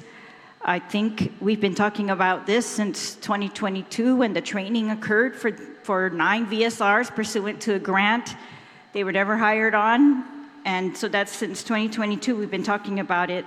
Just 1 month ago, someone called my office because they had called Veterans Affairs and said they were told there's only 1 VSR. So when did you have the 3? Have you had the 3 for a month? Senator, I'm going to say that caller. Pardon? I'm going to say that person, that individual that called you, T. Magahideno. Okay, so how long have you had 3 VSRs? We've had 3 for the past 6 months. Okay, because they were told there's only 1, and the next So appointment that they could get Senator, was in June. 3 of the new hired, but we have a total of 5 at the office, to include myself. So 3 are the newly hired under Public Law 37102. Okay, so why would they be told that they can't get an appointment until June? Senator. I'll tell you, yeah. Because my staff also called your office right after that to see if that's correct, and they were told the exact same thing, that there's only 1 VSR. Senator, right. So we'll verify.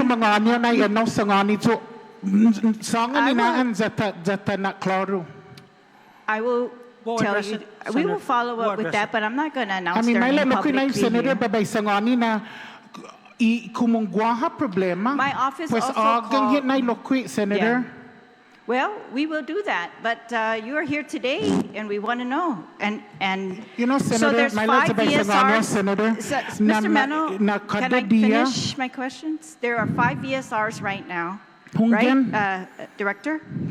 And only 3 you want to hire. You said 2 more. 2 more? For a total of 7? 3 more under the public law. 3 more. 3 more. Okay, Yes. and that's what you're waiting for, an additional listing from DOA. Ungan. That's Okay. correct. Yeah, but that law has been in place also since 2024, as Mr. Meno said, several years already. Why only now are they going to make a listing? Why hadn't that occurred? So they did the announcement as we requested. They then were able to recruit for us to interview. We interviewed. Some of them, like Mr. Meno had mentioned earlier, decided to change their mind because the compensation or pay, is not something that's enticing, and so we requested for a supplemental listing. And apparently, the supplemental listing only goes so far. If we're asking for 3 more hiring, they need to at least have 6 names in order for them to send us a listing for interviews. And apparently, they exhausted that list. So it's the same with the customer service rep. The customer service rep, Senator, which is a very common position in the government of Guam, which should be constantly updated. Apparently, we found out 2 weeks ago that listing has expired. Now they gotta go back out and re-announce those positions for recruitment, customer service rep. So that doesn't only impact us, it does impact the whole government that needs it. So as the Senator San Augustine, what can we do? Well, what we could do is make sure that we mandate them that they have a listing that's current a year out and a year out, I'm because we pretty never sure know. that is in their mandate right now. Yeah, it's so a it's matter lessons- of, yeah, I don't know. I Lessons recommend learned. that that you address this on a cabinet level, Ms. Director, because there really is no excuse for that. On DOA's part. And then the grant that you received, if I remember correctly, when we had an Oversight March 2025, you were talking about another grant, an NCS grant that we did not receive, and now you're calling this one, well, the source seems VCGP. Is that a different source? No, it's the same source, Same Veteran source. Cemetery Grants Program. Okay, so, all right, so good. You were able to get the 15.5 or 15.4, and you said you need to set this. The one that you're waiting for the AG on is to do an RFP for the A&E, or you No, no, already it- did the A&E? It's already, so there's already Okay. a consultant that's been identified. So that's the contract that we're waiting for the AG's review and signature to approve. Okay. After that, it goes to the governor for final approval. All right, that's only a contractor to do the A&E. That's correct. All right, and then you did that by RFP, competitive? DPW, yes, ma'am. Oh, DPW, okay, great. And yeah, so I noticed that some of it, like your purchasing is going through GSA, some of it's going through DPW for these contracts, right? Which is correct, but yeah, it's I don't know what explanation, I mean, you're telling us the explanation they're giving you at GSA for not going through with your procurements and having to start again because you want to change the funding source, or start again because you don't want to be linked up with their other bids. Maybe they think that's faster, or do they, because they've already got an announcement out, or are you able? Did they say you're absolutely not able? So the process to submit for a requisition, right?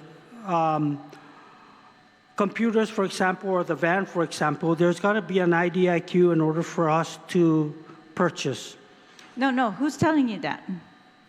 That's what I mean. Where did that come from? From GSA, Senator? Yeah.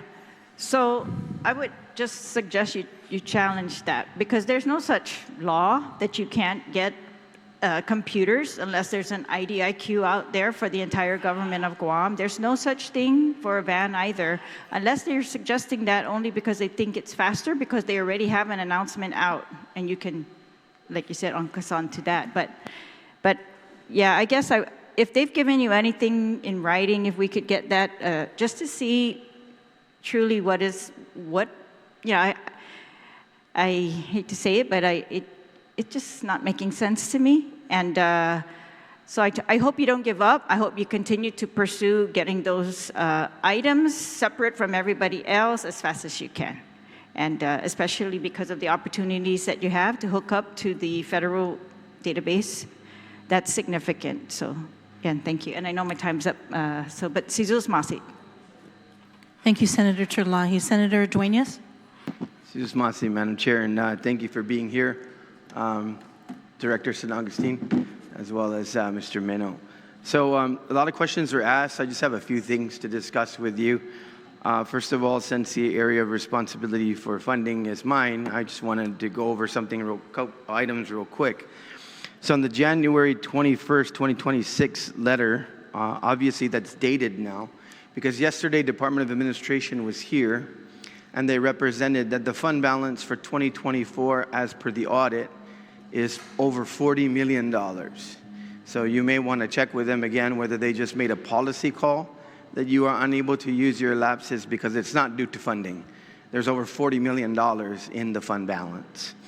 The other issue is, I'm not going to go over and pave that road again, but as far as your staffing, as per the public law that 37101, you are at a hiring ratio of 8 out of 20 that are budgeted for your operation. moving over on your establishment of interagency data sharing frameworks, there's a discussion here on social media presence, no PIO, and also with the social media as well as the website. Just a quick question here. Have you considered contracting this? Because I know that there is, or have you worked with OTEC at least in terms of your website management? Yeah, I think it's OTEC that would probably be available to provide our individual that training.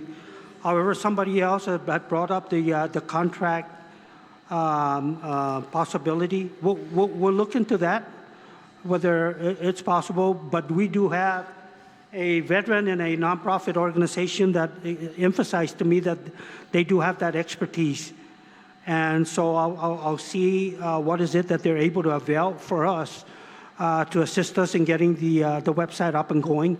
And also a lot of this other stuff that requires somebody with data savvy skills to be able to assist us in just creating a system that could work for us.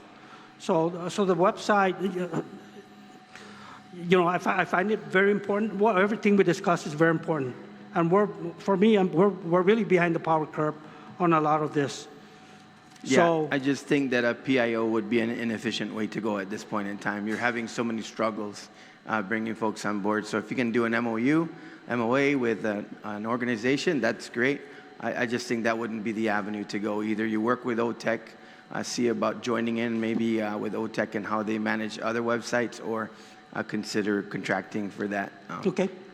Currently, right now, once again, Director, you're tracking a lapse this year of $600,000. So just to ensure that, I know I get a lot of criticism for funding, but I can tell you funding is not your issue right now. One thing I wanted to talk to you about is under partnerships with veterans organizations, because I run into veterans organizations consistently, and there's as you mentioned, there's several. My thing is, what I get in terms of feedback is basically around the area of communication. So I just wanted to ask you and maybe Mr. Meno, do you have a standing policy at Veterans Affairs in terms of open lines of communication with the veterans organizations? No, I don't. The only thing we have is actually the Veterans Commission.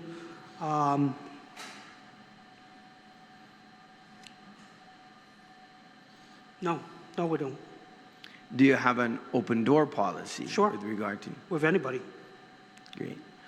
Because I know that, we're probably going to keep going back and forth on the VSOs, and we're probably going to keep going back and forth in terms of what, the opinion is in terms of entertaining our veterans, their claims, and helping process. But I can tell you that my experience right now, and from what I know just through communicating and talking to others and talking to the organizations, they've become quite proficient at it. And I think that maybe engaging will be a better idea. Okay, I hear you. Because even in that situation, if it's so tough to get, the VSOs, if there's problems with pay, there's problems with other, maybe that's another area for MOUs and MOAs to be worked into, to where you can use the expertise that they've acquired to be able to process. And, maybe it's better off to do it as an agreement. They have the ability to get grants. They will probably help you fulfill some of your obligations in terms of your grantor agencies for your requirements as well. And maybe that's a better way to go. So I'm just going to ask you if you'd be willing to explore it. Sure. I think that would Sure. be welcome news to the organization. So, well, Senator, one of the first steps Sir. too, is try to recruit from each of the vet organization to go through the veteran service officer training that we're trying to get going. So that's the one big step that we want to try to get rolling. But I'm willing to explore other potentials that these organizations are willing to offer. thank you. I've always found a lot of value in communication. I know you do too, sir. This is not an accusation. I'm just saying that I think more effort in that area might yield some additional opportunities that you can meet some of these obligations, given the fact that, you really have a challenge in terms of bringing folks on board with whatever that challenge is a result of. You know, really, I don't have a lot more, Master Guns. I think that this issue with the grant cycle is something that I think is a perennial challenge. What do you think? Who have you engaged to be able to kind of get that off the ground within a fiscal year from the beginning so you can try to bring this thing to fruition? Because it seems to me like, you know, probably another fiscal year, the offering's going to be there. What are you working on with your team to reconfigure that effort? Well, I could tell you is directly working with the state clearinghouse would be the first step. But what I've learned is the amount of time it takes in working with DPW to put together a perfect or an accurate scope of work, right? And then the changes that needs to be reviewed, change, and then submitted for review by the AG. That takes time. Just that process in itself almost takes 3 months. It almost takes 3 months, and then it almost takes an additional 2 to 3 months to put out an RFP.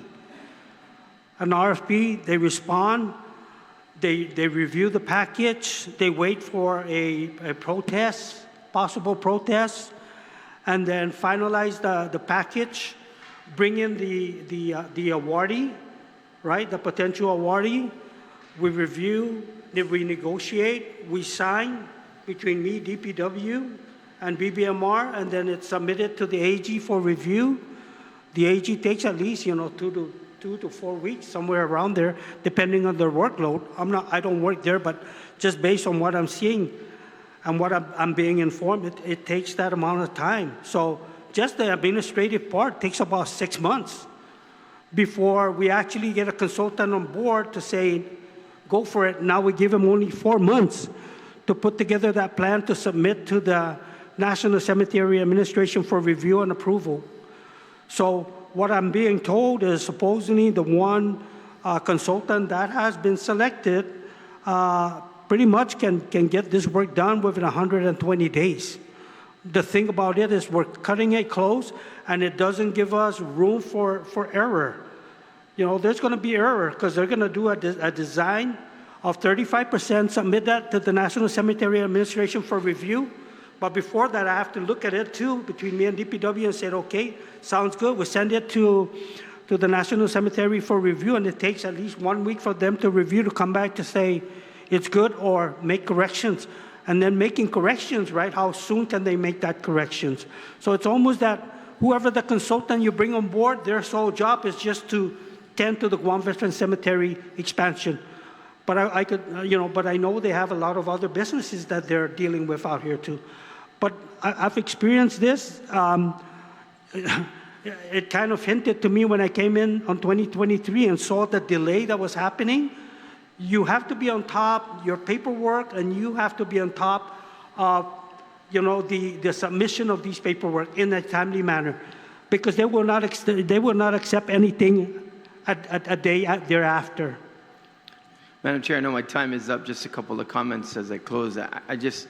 I think with the attention that has been put to this a number of different times in terms of announcements and the like, we just got to get that, maybe third time's the charm, that magic put together to get this package done and get it moving. I just want to let you know that I'll work with the chair to ensure that you have a more than sufficient budget going forward. We've done that because the proof is there that you continue to lapse. But we will make sure that we work with you directly on any other projects that are impending and other things. As I said, there's $40 million available in the fund balance of 2024. If that doesn't work out, we'll work with you to see what we need to do on your needs outside of your fixed cost budget. Thank you, Madam Chair. Thank you, Senator. Thank you, Senator Duenas. And I have to say, Senator San Augustine, Director San Augustine, it is quite concerning because it's already May, and you said there's 120 days. That brings us up to September. So I'm really hoping that we don't lose this notice of funding opportunity again. Do you have like you did last year, you submitted a withdrawal letter. Do you have one prepared? No, Or not have for- you sent one? I just want to make sure, because when we had the oversight hearing, you never told me that you actually had submitted a withdrawal letter. And we were all under the impression that you were moving forward with this notice of funding opportunity last year. Yeah, so, no, it's easy to prepare. However, I got to get the blessing from the front office for me to withdraw. We're not talking the expansion grant. We're talking the improvement grant for the East Agutnia. That's the $3 million. I'm talking about the $15 million. No. Because the $15 million, that has to be done, you said, within 120 days, which brings us up to September. As long as it's done by 30 September, I just pray that with the consultants, a great desire to be the consultant for this project, the drive that DPW has, and also the assistance that I'm getting from the National Cemetery Administration folks, they're prepared to do whatever to help us push through to make this happen. Right now, the ball is on our court, waiting for that contract to be signed. Once that's signed, we're on the roll. We're on the roll. And again, this is just for the design. This is Just not for- a design-build contract, because if it was a design-build contract, it would be quicker. You'd be able to get That's things done a correct. lot faster. And has there been any conversation with the federal organization to maybe switch to that? No, so we did bring that to their attention. They will not go design build. It has to be design, not a design build. Okay. So we've tried that. Okay. I did want to invite members of the community that are here that would like to say a few words about the Guam Office of Veterans Affairs or things that they have experienced. If there's anybody here, please come forward. Is there anybody? Okay. Everybody's satisfied. Everybody's happy. I'm giving you the opportunity. If not, okay. No. And I guess you can meet with me, give me a call privately, and we can discuss some of your concerns. But in the meantime, I've just received information that the site visit for the Chancery office will be held this week, and I will try to be there when it does occur, because I'd like to see as well what the minor damages are that's so far been preventing now the move into the Agania Heights facility. I also just wanted to say, Mr. San Augustine, once again, I would like to work with you.